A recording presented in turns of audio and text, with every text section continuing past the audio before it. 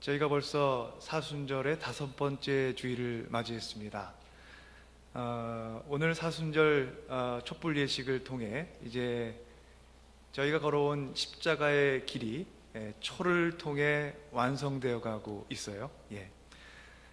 제가 얼마 전에 말씀드린 것 같이 저 촛불 하나하나는 흔들리면서도 하늘을 붙들고 하나님 마음을 붙들고 십자가 은총을 붙들고 살려고 하는 저희 한 사람 한 사람의 모습을 닮았다고 그런 것이 아닌가 여러분께 말씀을 드린 적이 있는데, 저희가 걸어온 사순절의 하루하루가 이제 하나하나 쌓여서 곧이어 저희가 종료주일, 저희가 다음 주에 맞이합니다. 그리고 고난주간, 그리고 부활의 아침까지를 가는 함께하는 여정이 이제 곧 얼마 남지 않았고, 바꿔 말하면 저에게 주어지는 이 특별한 은총이 그걸 얻을 수 있는 기회가 얼마 남지 않았다는 뜻이겠죠. 저희가 이제 그 발걸음을 함께 걸어가며, 특별히 오늘 찬양 속에서 저희가 느끼는 것은 저희가 저희 안에서 죽으면, 내가 죽으면 그 안에 그리스도가 살아계신다는 그 은혜의 찬양을 기억하면서 저희 사순절의 여정을 완성해 나가기를 간절히 소망합니다. 독일의 루터교 목사였던 디트리히 본회퍼는 목사의 신분이었지만 히틀러의 암살에 가담했던 인물로 저에게 알려져 있습니다. 그가 법정에서 목사로서 어떻게 암살에 가담할 수 있었냐고 질문을 받았습니다. 그는 히틀러를 미친 버스 운전사에 비유했습니다. 사람들의 희생을 줄이는 유일한 방법은 한시라도 빨리 그 운전사를 운전석에서 내려오게 하는 것입니다. 이렇게 그는 대답했습니다. 본헤퍼는 독일이라는 한 나라를 깊은 악의 골짜기로 몰아가고 있는 히틀러를 어서 속히 그 자리에서 오게 하기 위해서 암살 계획에 가담했다고 대답한 것입니다. 2차 대전 당시에 히틀러의 선동에 휩쓸려 독일인들은 이성을 잃고 전쟁터로 향했습니다. 악한 지도자의 선동에 휘둘려 나라 전체가 악한 길로 접어들게 된 것입니다. 본헤퍼는 사명감과 소명감에 철저했던 독일인들이 왜 히틀러 같은 악인의 꾀임에, 그것에 의해 휘둘리게 되었는지에 주목했습니다. 그는 사명을 위해 목숨을 걸겠다는 우리의 각오가 심지어 악한 일에도 사용될 수 있음을 발견합니다. 내 목숨을 내어놓는 결단이 악한 일을 위해 악용될 때 얼마나 심각한 폭력과 악행을 가져올 수 있는지를 그는 깨닫게 되었습니다. 사람이 무엇인가를 위해서 자기의 목숨을 버리는 일은 쉬운 일이 아닙니다. 그렇지만 목숨을 버릴 결단에는 그 동기가 또한 중요합니다. 사람은 사랑을 위해 목숨을 걸 수도 있지만 미움을 위해서도 목숨을 걸 수가 있습니다. 히틀러의 선동에 휩쓸린 2차 대전 당시의 독일인들은 기독교의 복음을 위해 희생하는 것으로 그들은 착각했지만 그것은 사랑을 가장한 미움이었습니다. 예수 그리스도를 십자가에 매달리게 한 유대인들을 처벌하자는 구호는 언뜻 복음을 위한 용기인 것처럼 보입니다. 그러나 그것은 복음을 가장한 사실은 폭력이었습니다. 공의를 가장한 불의한 그리고 악행이었습니다. 그리스도의 영광을 위한 것이라고 그들은 선전했지만 그것은 그리스도의 사랑을 모욕하는 것에 지나지 않았습니다. 오늘 주신 복음서 말씀에서 예수님께서 말씀하십니다. 내가 진정으로 너에게 말한다. 밀알 하나가 땅에 떨어져서 죽지 않으면 한 알 그대로 있고 죽으면 열매를 많이 맺는다. 자기의 목숨을 사랑하는 사람은 잃을 것이요 이 세상에서 자기의 목숨을 미워하는 사람은 영생에 이르도록 그 목숨을 보존할 것이다. 한 알의 밀이 땅에 떨어져 죽는다는 것은 자기 희생을 뜻합니다. 자기 생명을 미워하는 것 또한 사명을 위해서 목숨을 거는 것을 뜻합니다. 그런데 목숨을 걸 만한 자기 결단에는 그 동기가 무엇보다도 중요합니다. 히틀러의 독일이 그릇된 마음을 갖고 악한 길을 걸어간 것에서 볼 수 있듯 목숨을 거는 결단이 미움과 전쟁을 위해서도 악용될 수 있기 때문입니다. 우리가 살아가는 지금의 세상에는 여전히 싸움과 미움이 그치지 않고 있습니다. 나라와 나라 간의 전쟁이 있고 민족과 민족 간의 갈등이 있고 종교와 종교 간의 반목이 있습니다. 이러한 싸움 속에서 때로 지도자들은 목숨을 거는 결단을 선동하며 사람들을, 특별히 젊은이들을 싸움터로 보내기도 합니다. 하지만 우리는 기억해야 합니다. 사랑을 그 동기로 하지 않는 자기 희생은 결국은 폭력과 비극을 얻게 됨을 우리는 기억해야 합니다. 예수님의 말씀을 다시 한번 저희 마음에 새겨보겠습니다. 밀알 하나가 땅에 떨어져서 죽지 않으면 한 알 그대로 있고 죽으면 열매를 많이 맺는다. 자기의 목숨을 사랑하는 사람은 잃을 것이요 이 세상에서 자기의 목숨을 미워하는 사람은 영생에 이르도록 그 목숨을 보존할 것이다. 우리 모두는 예수님의 이 말씀을 따라 말하자면 예수님의 신비로운 이 말씀의 의미에 사로잡혀 땅에 떨어진 한 알의 밀알이 되고자 소망합니다. 자기 목숨을 미워하며 대신 영생의 소망을 사랑하고자 노력합니다. 물론 우리에게 이러한 예수님의 명령은 지키기 힘들고 행하기 어려운 결단입니다. 그렇지만 우리에게는 언제나 풍성한 열매를 소원하며 땅에 떨어지는 한 알의 밀알이 되고자 하는 간절한 바람과 믿음과 신앙의 열정이 있습니다. 한국 양화진의 선교사 묘지에는 미국 난감리교회에서 오래전 파송했던 한 선교사의 무덤이 있습니다. 사진을 하나 준비했는데요. 그 선교사의 묘비에는 지금 보시는 바와 같이 이렇게 써 있습니다. If I had 1,000 lives to live or give, Korea should have them all. 만일 내게 1,000 생명이 있다면 그것을 모두 조선에게 주겠습니다. 이 묘비는 루비 캔드릭이라는 미국 선교사의 것입니다. 1905년, 지금으로부터 100년이 훨씬 더 지난 그때 캔자스 여자 성경학교를 졸업했던 루비 캔드릭은 북텍사스 컨퍼런스의 에버스 청년회 소속으로 그 후원으로 난감교회 한국 선교회 소속 선교사로 파송되었습니다. 그가 1907년 8월 29일 미국을 떠나 서울에 도착했던 때가 9월이었고 그가 목적지로 삼았던 송도, 지금의 개성에 해당합니다. 송도에 도착한 것이 11월이었습니다. 루비 캔드릭은 송도에서 한국어를 배우면서 선교 사역을 시작해 나갔습니다. 그러나 오래지 않아 다음해 6월 9일 병에 걸려 급히 서울 세브란스로 와서 치료를 받고 수술했습니다.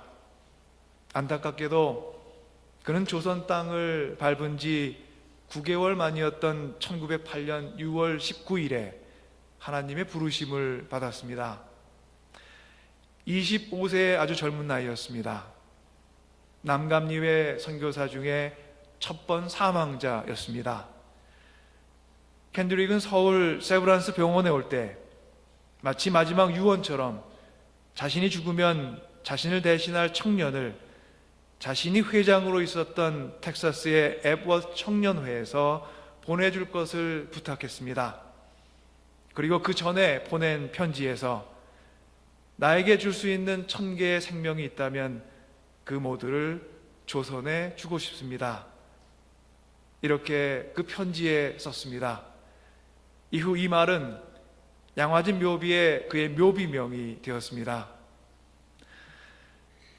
켄드릭의 죽음은 땅에 떨어져 죽은 하나의 미랄이 되었습니다. 켄드릭의 묘비에 새겨진 이 문구를 담은 편지는 태평양을 건너서 1908년 여름 텍사스의 에버스 청년회 연회 모임 때 전달되었고, 청년들은 켄드릭의 헌신적인 모습에 감동을 얻었습니다. 그러나 다음 날 그 자리에는 서울에서 보낸 켄드릭 사망이라는 전보가 도착했습니다. 그들의 동료였던 켄드릭의 모범과 유언을 따라 청년 20여 명이 외국 선교사가 되기를 자원했고, 그 중에 3명 또는 4명 정도가 기록에 따르면 한국 난감립의 선교회 선교사로 파송되어 조선 땅을 밟았습니다.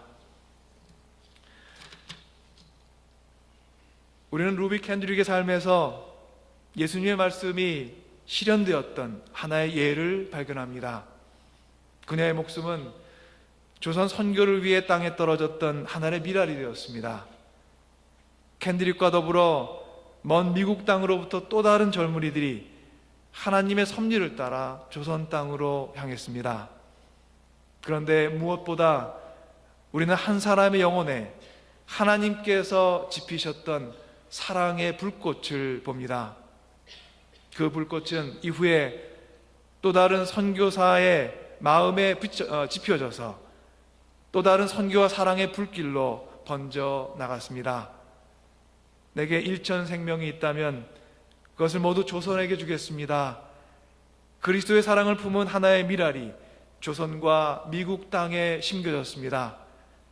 땅에 떨어져 죽은 미랄에서 싹이 돋아 또 다른 텍사스의 청년들이 주님의 일꾼이 되었고, 이후 조선에 심겨진 복음의 씨앗은 또 다른 하나님의 사람들의 손에 넘겨져서 싹이 나고 자라고 열매를 맺게 되었습니다.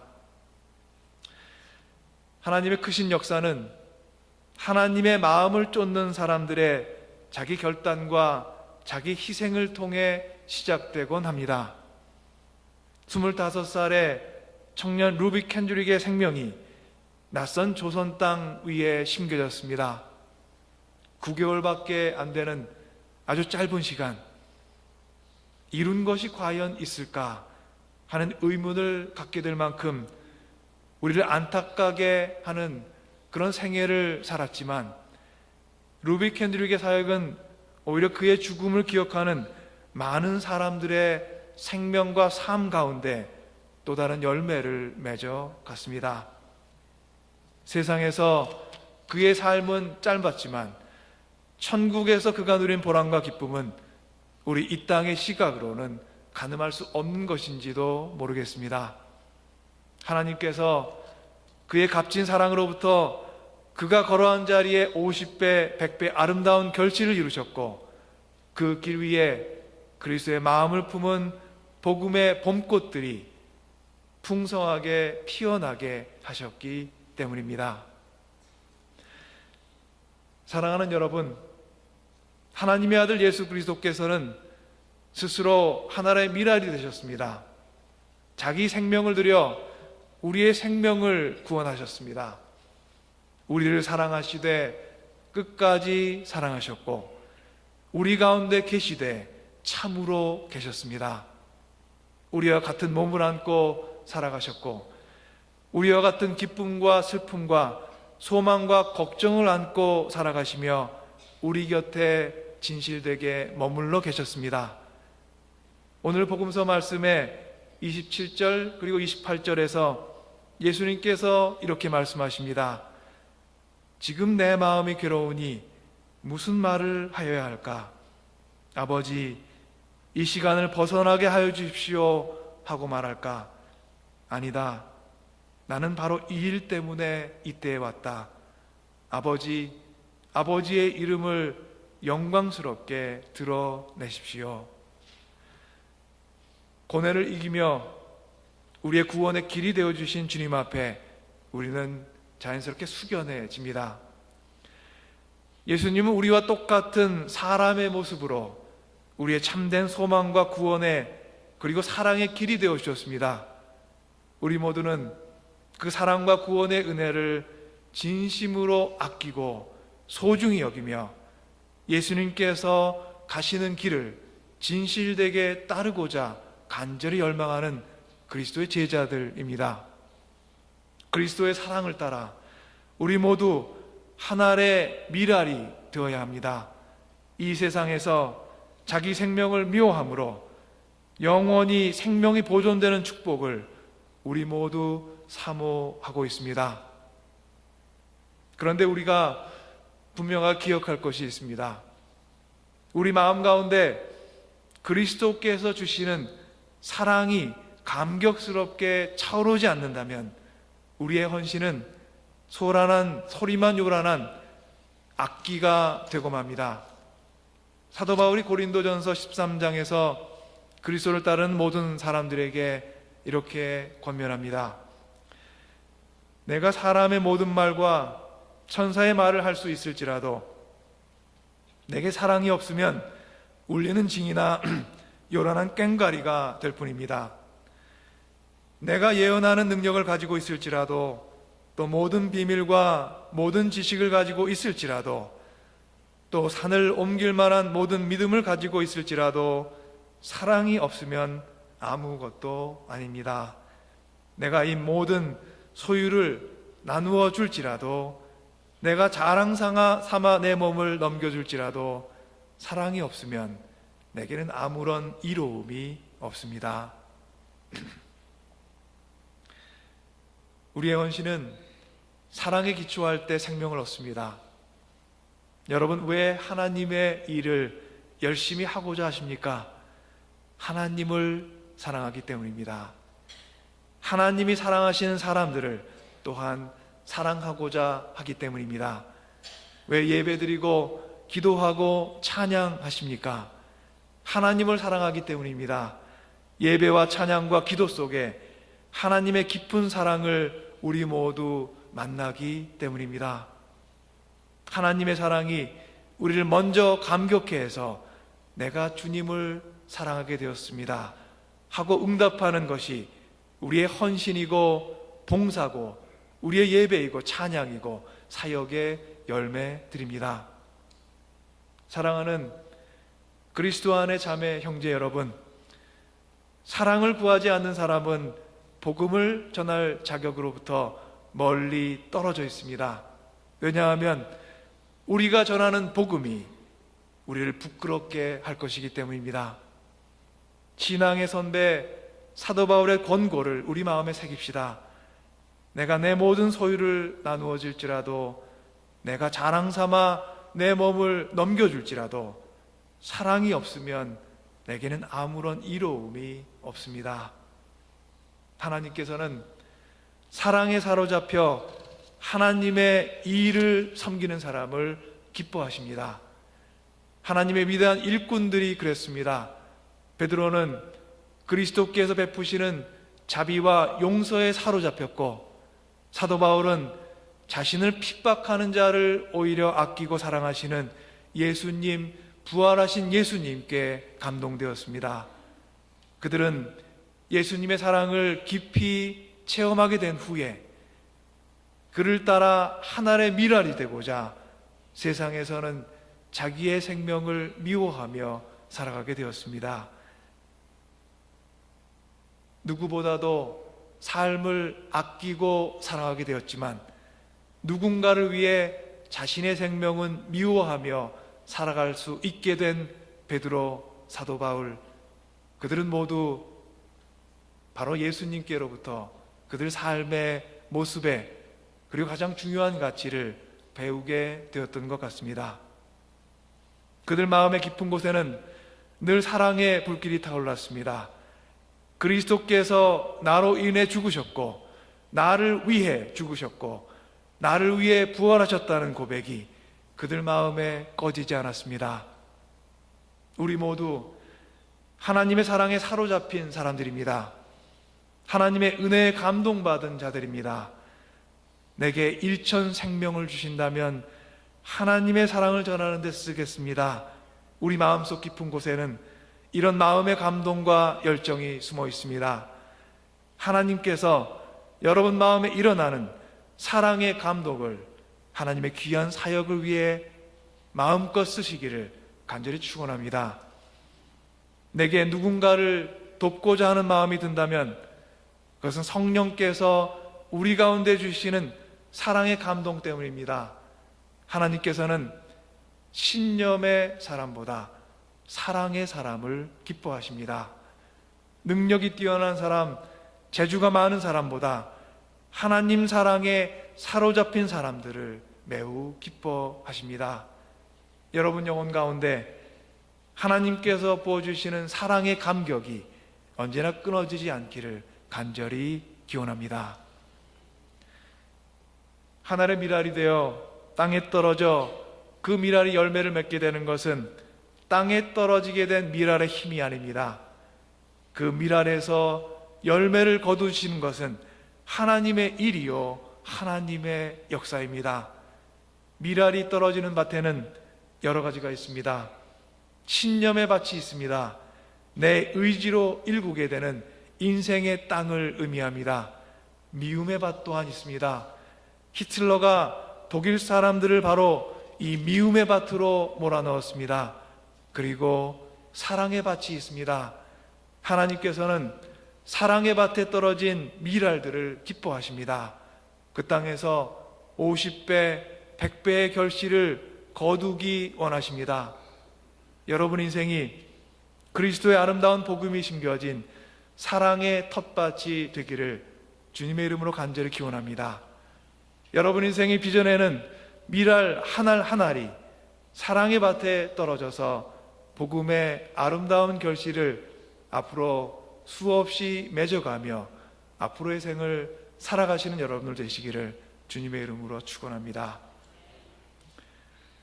우리 함께 모두 봄을 맞이하고 있습니다. 우리 앞에 펼쳐진 눈앞의 풍경과 비록 자연이 저에게 보여주는 그 모양이 아직 겨울 같아 보일지라도 우리 모두는 흰 눈 밑에서 피어오르고 있는 봄 언 땅을 뚫고 솟아오르고 있는 봄을 느끼고 있습니다. 봄을 맞이하며 저희가 만나게 될 꽃들이 여러 가지가 있죠. 맨 먼저 피는 아마 개나리인가요? 그리고 들에 피는 민들레들이 있습니다. 그리고 또 하나의 꽃이 보라색으로 군데군데 피는 제비꽃입니다. 영어로는 Common Blue Violet이라고 불러요. 한국 땅에는 좀 더 짙은 보라색 꽃이 피고요. 이 뉴잉글랜드 지역에도 흰색과 보라색이 어우러진 제비꽃이 피곤 합니다.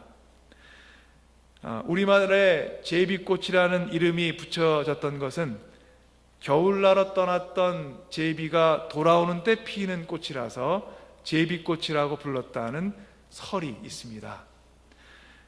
봄을 가져다주는 보라색 제비꽃의 꽃말이 또한 사랑이랍니다. 그래서 해마다 봄이면 우리는 들판에 핀 하나님의 사랑을 맞이하게 되는 셈입니다. 이혜인 시인이 제비꽃 연가라는 시를 썼습니다. 이런 시입니다. 나를 받아주십시오. 당신이 가까이 오셔야 내 작은 가슴 속엔 하늘이 출렁일 수 있고 내가 앉은 이 세상은 아름다운 집이 됩니다. 담담한 세월을 뜨겁게 안고 사는 나는 가장 작은 꽃이지만 가장 큰 기쁨을 키워드리는 사랑꽃이 되겠습니다. 당신의 삶을 온통 봄빛으로 채우기 위해 어둠 밑으로 뿌리 내린 나, 비 오는 날에도 노래를 멈추지 않는 작은 시인이 되겠습니다. 나를 받아주십시오. 제비꽃을 보면서 지은 시가 굉장히 아름답습니다. 저희에게 찾아올 봄 소식을 전해주는 아름다운 하나님의 사랑이기도 합니다. 사랑의 봄 소식을 전해주는 제비꽃처럼 우리의 삶 또한 그리스도의 사랑을 품은 봄꽃이 되기를 간절히 소원합니다. 그리스도께서 우리에게 오셔야만 우리 작은 가슴 속에 하늘이 출렁일 수 있습니다. 그리스도의 사랑을 품은 사랑꽃, 사랑의 봄꽃이 되어 평화를 기다리는 세상에 주님의 평화를 전해주는 귀한 사람들이 되기 또한 간절히 소망합니다. 어둠 덮인 길을 걸어가게 될지라도 그리스도의 사랑에 우리가 뿌리를 내리고 걷는다면 시인의 말처럼 비 오는 날에도 노래를 멈추지 않는 작은 시인들이 될 수 있습니다. 북구보성교회가 이 세상에 복음의 미랄이 되어 이 땅에 뿌려져 온 지 41해가 되었습니다. 교회의 시작과 우리의 지난 시간들, 걸어온 길들, 그리고 앞으로 다가올 은혜를 생각해보고 묵상하게 된 오늘, 우리 교회가 두려움 없이 땅에 심겨져 생명과 평화를 위한 봄꽃으로 피어나서 그리스도의 아름다운 구원의 사랑의 향기를 피워내는 복된 사람들의 모임이 되기를 간절히 소망해 봅니다. 주님의 영원하신 사랑이 여러분 모두와 언제나 그리고 어디서나 함께 하시기를 축원합니다. 아멘. 함께 기도하겠습니다.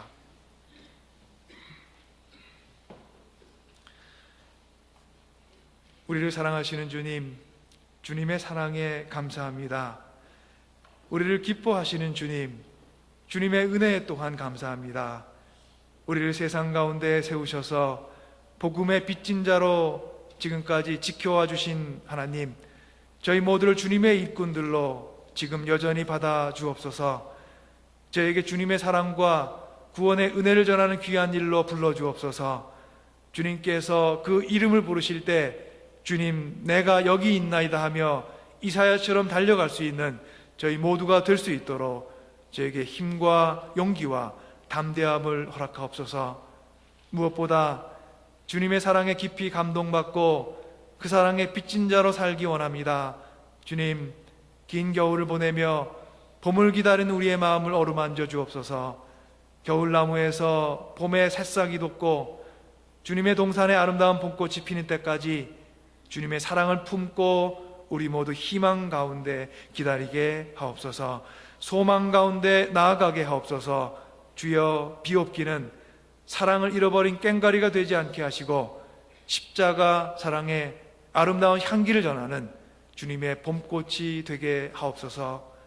예수 그리스도 이름으로 주님께 기도 올리옵나이다. 아멘.